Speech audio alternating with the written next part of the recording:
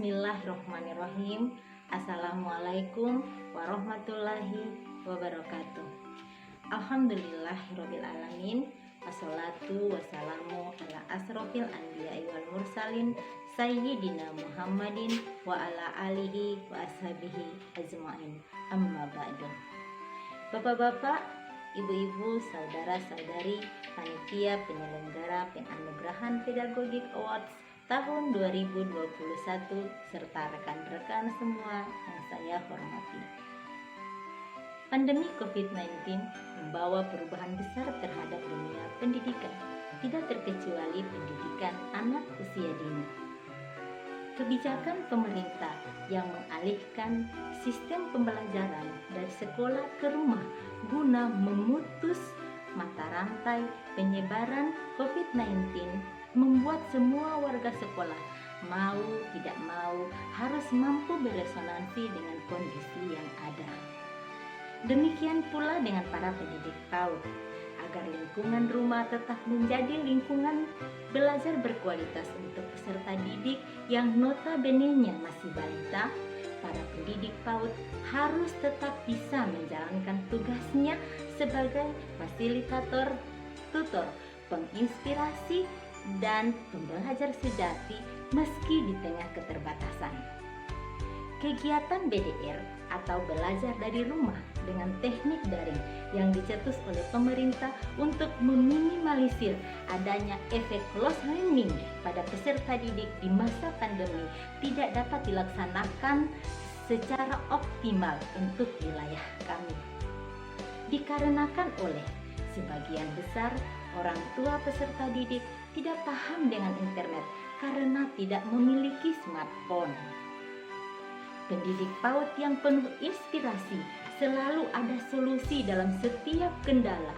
Kondisi hamil muda saat pandemi dengan kesehatan tidak stabil tidak menyurutkan semangat saya dalam memberikan pelayanan pembelajaran pada peserta didik. Inovasi saat pandemi di tengah keterbatasan tersebut adalah memberikan pelayanan luring dan tetap mematuhi protokol kesehatan dengan segala konsekuensi yang harus ditempuh. Kekuatan fisik diuji saat harus berjalan melakukan kegiatan door to door dengan jarak rumah peserta didik satu sama lain berbeda.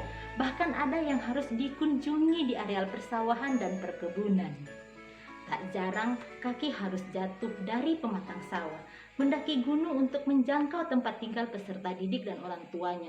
Keringat dan pegal serta rasa mual saat itu menjadi teman. Sesekali berteduh di rindangnya pohon dan mencopot masker untuk mendapatkan asupan udara sejuk saat kembali setelah melakukan pelayanan pembelajaran. Demikian terus kegiatan berulang setiap hari selama pandemi COVID-19. Bahkan pernah nyawa terancam saat melakukan pelayanan pembelajaran door to door. Seekor anjing gila sedang berlari ke arah saya. Terdengar beberapa warga yang sedang mengejar anjing tersebut meminta saya untuk menghindar. Kondisi tubuh berbadan dua tidak memungkinkan saya untuk berlari secepat mungkin mencari tempat perlindungan. Saat itu, payung yang saya pegang, saya jadikan perisai pelindung sembari berpasrah dengan tetap berharap Allah melindungi. Alhamdulillah, berkat nawaitu lillahi ta'ala memberikan pelayanan pembelajaran di masa pandemi COVID-19, Allah melindungi saya. Anjing itu berlari terus melewati saya, seolah hewan itu tidak melihat saya ada di tempat itu. Satu hal yang saya syukuri adalah memiliki suami dan keluarga yang selalu menjadi pemantik semangat saya dalam melakukan tugas mulia.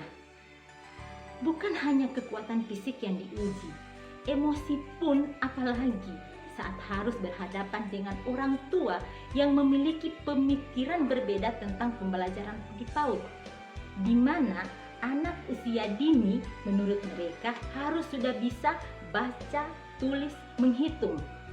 Dengan menggunakan bahasa yang menurut saya bisa dipahami oleh orang tua, saya berusaha menjelaskan bahwa pembelajaran di PAUD adalah pembelajaran yang disesuaikan dengan karakteristik anak, yakni bermain sembari belajar dan belajar seraya bermain. Banyak orang tua yang paham, namun tak sedikit yang tetap kukuh pada prinsipnya, memandang anak sebagai miniatur orang dewasa, sehingga pembelajarannya disetarakan dengan orang dewasa pula. Tak terhitung berapa kali saya memberikan penjelasan yang sama pada setiap orang tua tentang pembelajaran PAUD yang tidak sama dengan pembelajaran SD, SMP maupun SMA. Namun, tetap saja masih ada orang tua yang tidak setuju saya menerapkan pembelajaran berdiferensiasi, memanfaatkan alam sebagai media pembelajaran, yakni LOSPA. Namun, hal itu tidak membuat semangat dan kreativitas saya surut.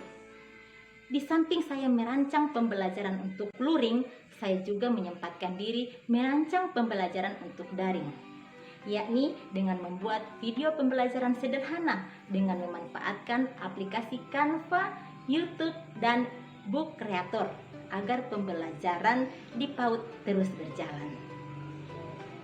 Inovasi pendidik di masa pandemi COVID-19 sangat penting, terutama bagi pendidik PAUD untuk mempertahankan kepercayaan orang tua terhadap PAUD sebagai peletak dasar pendidikan anak. Di balik pentingnya inovasi pendidik PAUD di masa pandemi untuk terus mempertahankan eksistensi PAUD, tidak sedikit pendidik PAUD mengorbankan materi dan kebutuhan keluarga hanya sekedar untuk membeli smartphone di tengah keterbatasan gaji pendidik PAUD itu sendiri.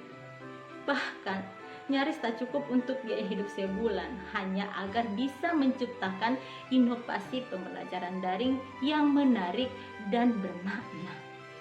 Namun demikian, pendidikan untuk anak usia dini harus tetap berjalan dalam kondisi bagaimanapun. Itu komitmen pendidik PAUD.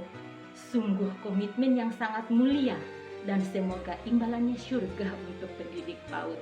Amin, Allahumma amin. Demikian pidato saya, lebih dan kurangnya mohon dimaafkan.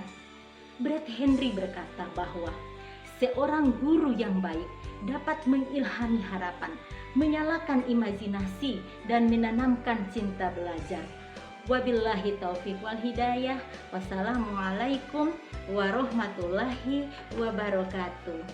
Terima kasih.